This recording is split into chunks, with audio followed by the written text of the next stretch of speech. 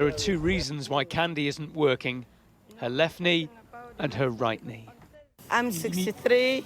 I'm going to have them replaced. I don't know what it's going to be afterwards.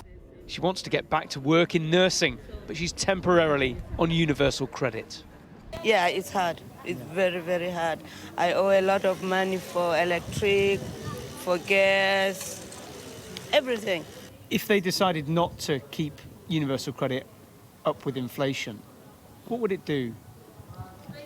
Then how are we gonna live? Threats from Conservative politicians to go even harder on benefit claimants are divisive here.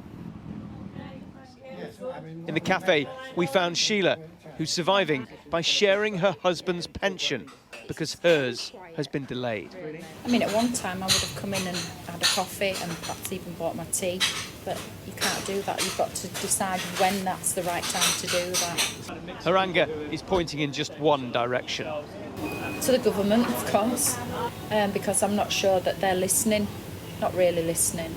This area is very deprived, and you can see that people are worrying. You know, you can just see it in the quietness. Say hello to the moon. At the baby sensory class just around the corner, Jack's mum will soon be back at work. There's no other option. And every mum here is working out what to cut back on. The pinch is getting tighter every month, and then you think about Christmas, and it's his first Christmas, and you want that to be special as well, and you've got to really think about that a lot more than we typically would have had to before in terms of budgeting. You know, you want it to be everything for him, to give him those memories, and yes, we're just trying our hardest, really.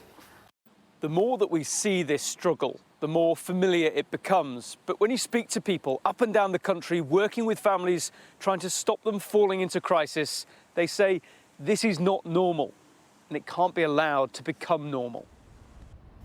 It just reflects where we are this autumn.